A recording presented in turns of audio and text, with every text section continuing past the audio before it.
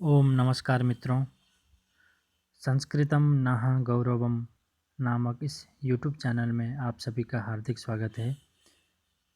मैं आचार्य अर्जुन प्रतिदिन की भांति ही आज भी कुछ विशेष परिभाषाओं को लेकर के उपस्थित हुआ हूं, जो कि NTUGC नेट द्वारा आयोजित जो आपके एग्ज़ाम है उसमें व्याकरण के विशिष्ट अध्ययन में ये सम्मिलित हैं। तो आज कुछ विशिष्ट जो परिभाषाएं हैं उनको आज हम विचार करेंगे। तो इस क्रम में सर्वप्रथम जो संज्ञा है वो सवर्ण संज्ञा है, तो उसको देखते हैं।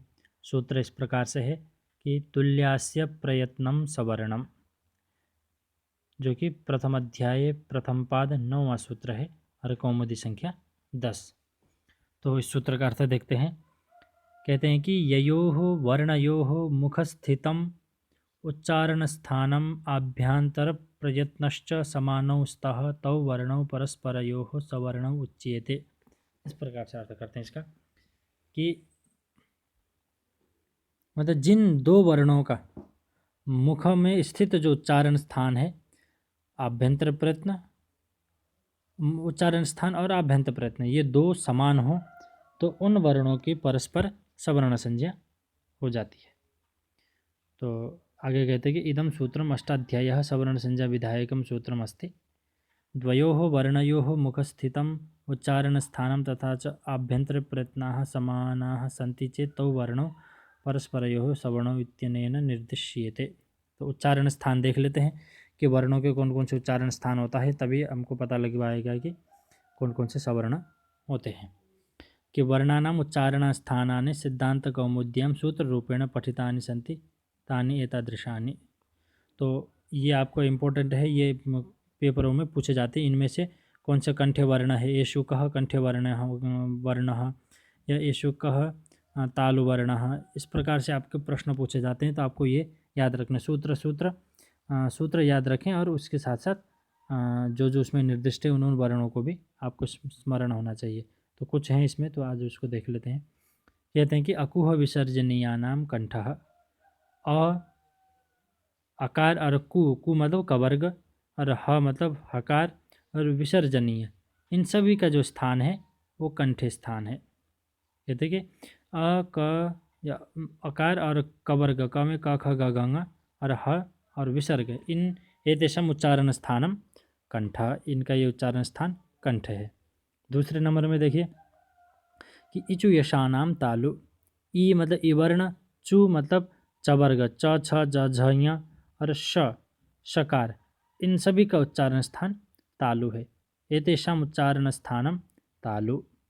तीसरे में देखते हैं ऋतु रसानाम मूर्धा, ऋकार और टू मतलब टवर्ग, ट ठ ड ढ ण र रेफ श मूर्धन्य शकार, एतेषाम् उच्चारण स्थानम मूर्धा। इस प्रकार से चौथे है कि ऋतुलसानाम दंताः, लृ जो वर्ण है वो, और तू तात्पर्य तवर्ग, त थ द ध न और सकार, एतेषाम् उच्चारण स्थानम दंताः, इनका जो उच्चारण स्थान है दंते हैं।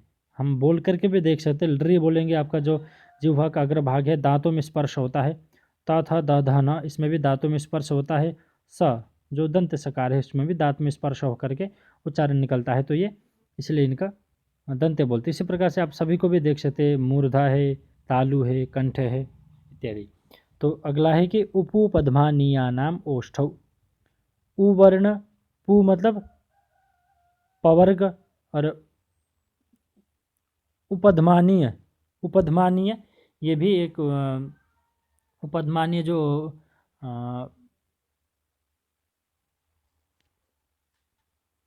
उपधमानीय जो जबकि विसर्ग के स्थान पर होता है, जब आगे पवर्ग होता है तब उपपद्मानीय होता है, उपधमानीय बोलते हैं। उसका उच्चारण स्थान भी ओष्ठ ही होता है, पवर्ग का भी ओष्ठ होता है। तो आगे पवर्ग होता है इसलिए उसका भी उच्चारण स्थान ओष्ठ ही होता है। छठे में न्यमगणनाम नासिका च, कहते हैं कि न्यमगण न, ये सब अनुनासिक वर्ण है। इन सभी का जो नासिका भी है, च बोला है, च से अपने अपने जो स्थान है वो तो रहेगा ही रहेगा, साथ में नासिका भी होगी। चकार से वही कहना चाह रहे। तो ऊपर क वर्ग, च वर्ग, ट वर्ग, त वर्ग और प वर्ग में सभी में भी दिया हुआ है ये। तो उसके साथ साथ नासिका भी होता है। जैसे ङ बोलेंगे, क वर्ग में स्थित जो ङ है वो कंठे से भी उच्चारण होगा और नासिका से, कंठे और नासिका दोनों होगा, इसलिए यहाँ पर चकार का निर्देश किया। यम गणना नाम नासिका च, ऐसा इस प्रकार से।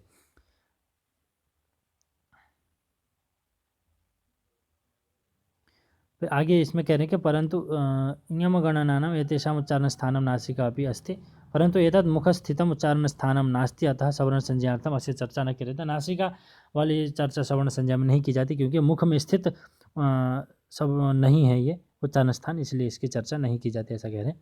सातवें में देखें, ए दैतो कंठतालु,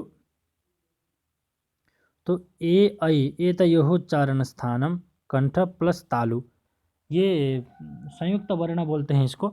ए और ऐ, ओ और औ, क्योंकि इसमें ए में अ और ई और ऐ में अ और ई होता है दीर्घ, तो इसलिए इसका स्थान कंठ और तालु। अकार का स्थान कंठ है और इकार का स्थान तालु है, इसलिए इनका कंठ तालु ये दोनों ही उच्चारण स्थान माना जाता है।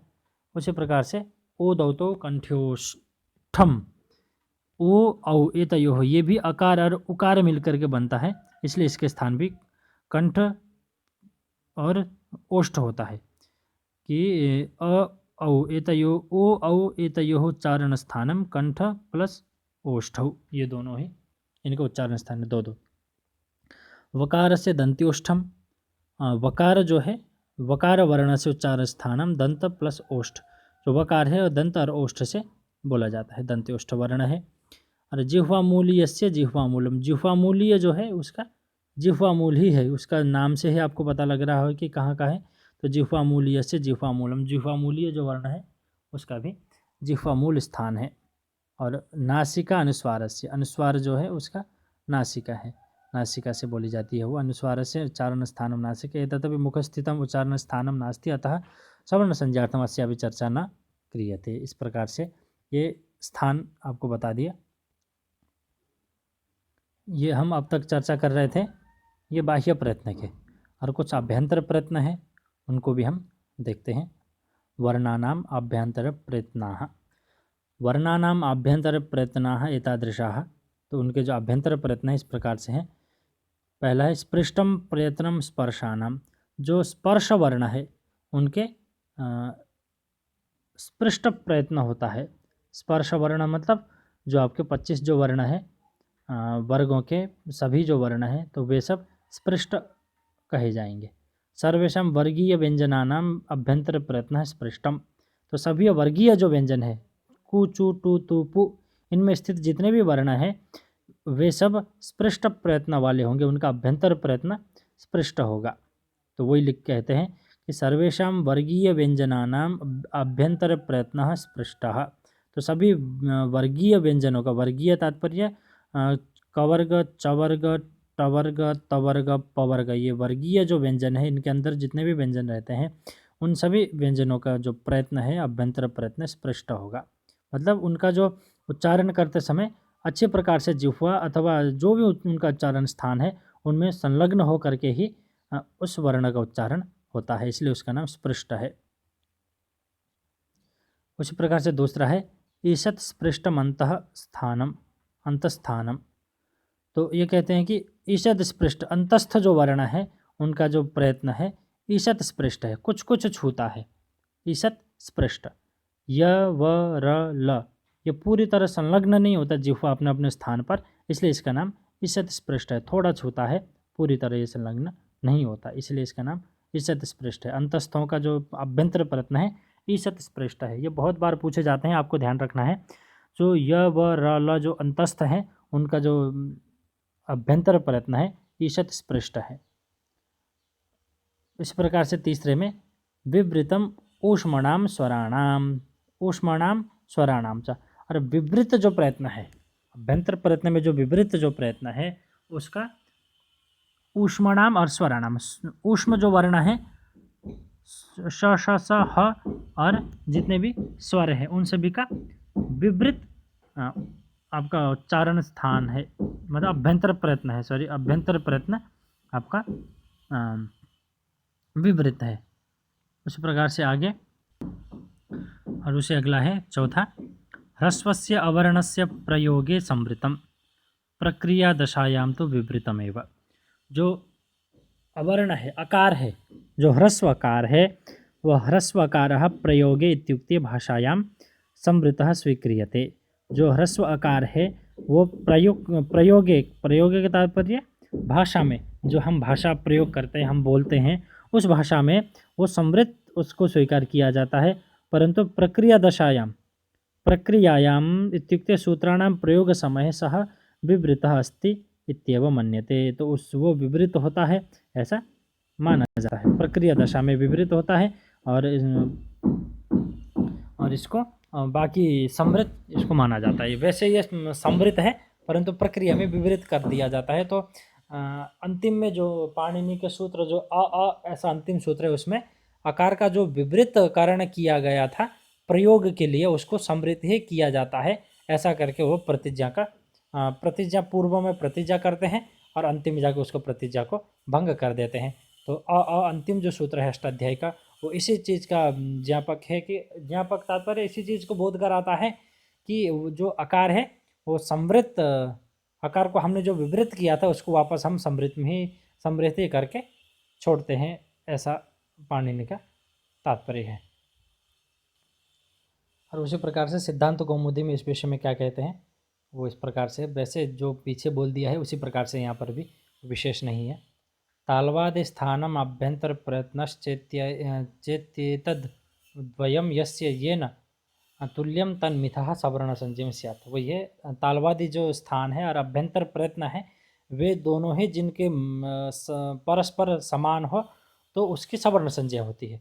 तो वही उन्होंने जो पीछे मैंने बताया था स्थान वगैरह, स्थान प्रयत्न इत्यादि, वही नीचे दिया हुआ है। अकुह विसर्जनीय नाम कंठ इत्यादि हैं। तो इसको आप स्क्रीनशॉट लेकर के इसको देख सकते हैं। तो वही है, सूत्र रूप में दिया है, मैंने ऊपर व्याख्या भी कर दी है उसकी। तो ये सूत्र रूप में है यहाँ पर केवल। और इसी प्रकार से यहाँ पे लघु सिद्धांत में भी वही है। और बीच में एक वार्तिक है, उसको भी देख लेते हैं। रि लृ वर्णयो मितः सावर्ण्यम वाच्यम। रि और लृ जो ये वर्ण है, इन दोनों के परस्पर सवर्ण संज्ञा होने माना जाता है, मतलब कर दिया जाता है। वार्तिक है, लृ का प्रयत्न अभ्यंतर प्रयत्न और बाह्य प्रयत्न, ये लृ ये दंत्य हो गया, रि ये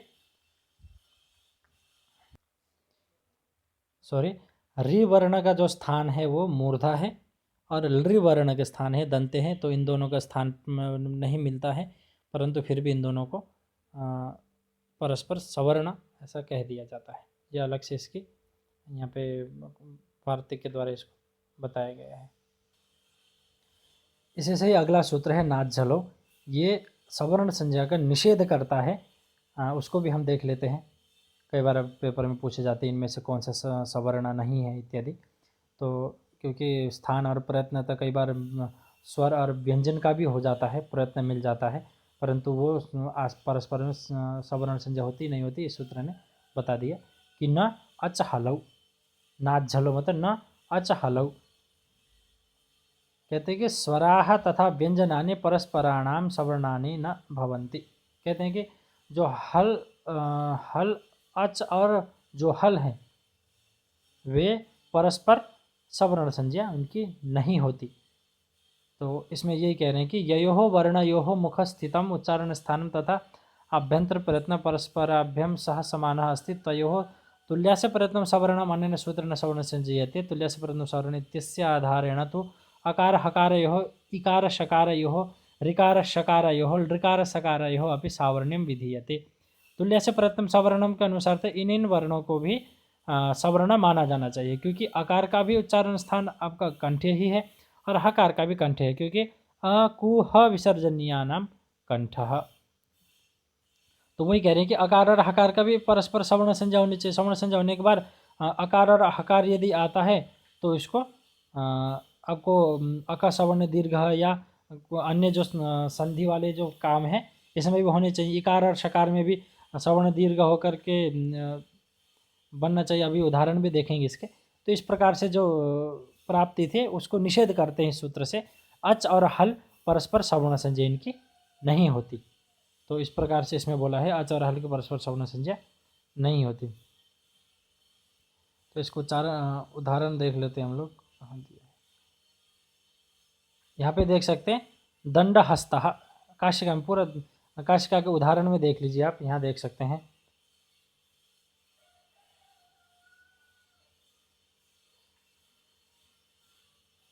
यहाँ पे देख सकते हैं अवर्ण हकारव दंड हस्तः। यहाँ पे दंड में अकार है अंतिम में, हस्त में हकार है। इन दोनों का परस्पर सवर्ण संज्ञा होनी चाहिए। तो इसमें सवर्ण दीर्घ होकर के वो कैसा रूप बनता है वो अपने विचार कर लीजिए।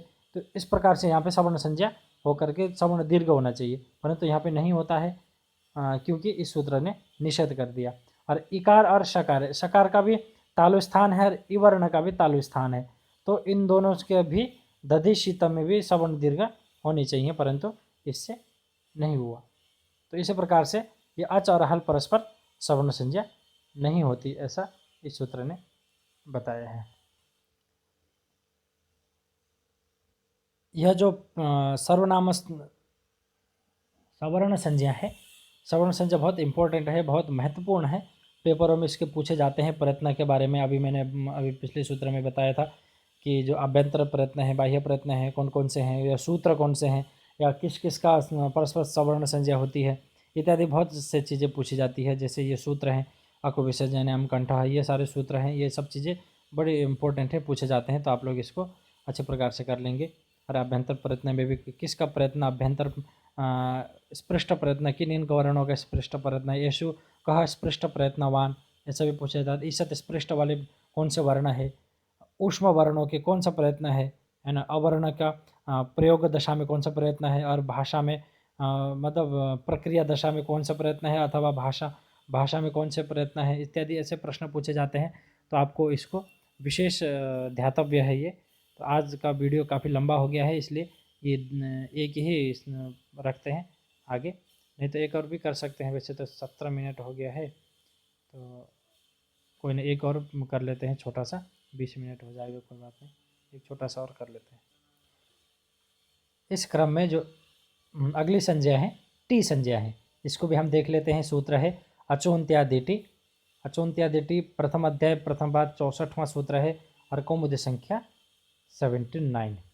तो हम इसको देख लेते हैं। सूत्रार्थ ये कहते हैं कि शब्दस्य अंतिम अच वर्णात् आरभ्य शब्दस्य अंतिम वर्णम यावत् विद्यमानस्य वर्ण समूहस्य टी संज्ञा भवति।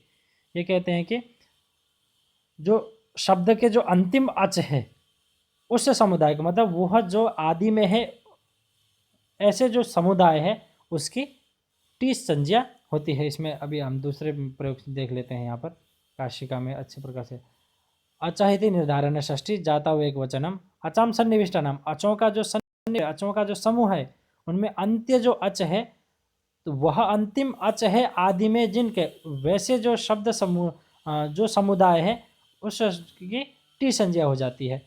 उदाहरण देख सकते हैं अग्निचित इत शब्द, यहाँ पे टी संज्ञा हो गई इत। अग्निचित में अंतिम जो अच है ई है, चित्त में ची का जो ई है, ची वर्णोत्तर चकारोत्तर इकार है, जो अंतिम अच है उसका वह है आदि में जिसके तकार के आदि में, तो वो पूरे समुदाय की टी संज्ञा हो जाएगी। तो इत की टी संज्ञा हो जाएगी। सोमसुत में उत की टी संज्ञा होगी।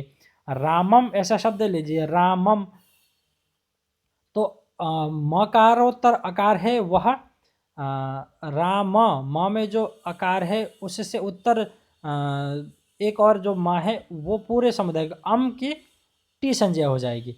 यहाँ पे शायद दिया भी होगा इस प्रकार से राम शब्द का, देख सकते हैं राम। हाँ, इसमें देख सकते हैं आप लोग,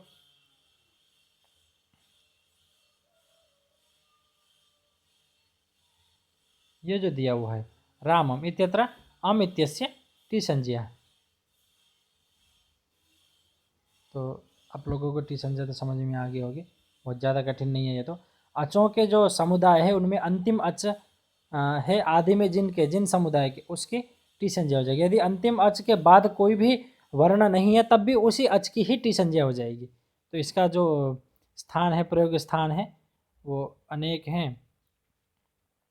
टिता आत्मनेपदानाम टेरे, अव्यय सर्वनाम अकच प्राक्टे है इत्यादि बहुत से हैं, आप यहाँ पे देख सकते हैं सूत्र। तो इत्यादि ये टी संज्ञा का स्थान है, कहाँ पर टी संज्ञा का। तो इस प्रकार से टी संज्ञा भी पूरा होता है। तो आज के वीडियो इतना ही, क्योंकि काफ़ी लंबा वीडियो हो जाएगा, तो आगे और भी हम देखेंगे। और किसी को इनमें कुछ चीज़ें समझ में नहीं आती है तो आप लोग पर्सनल मुझे मैसेज भी कर सकते हैं। मेरा नंबर मेरे थंबनेल में रहता ही है, तो उसमें देख करके आप मुझे पर्सनल व्हाट्सअप मैसेज कर सकते हैं। धन्यवाद, सबका बहुत बहुत धन्यवाद। ओम शांति शांति शांति।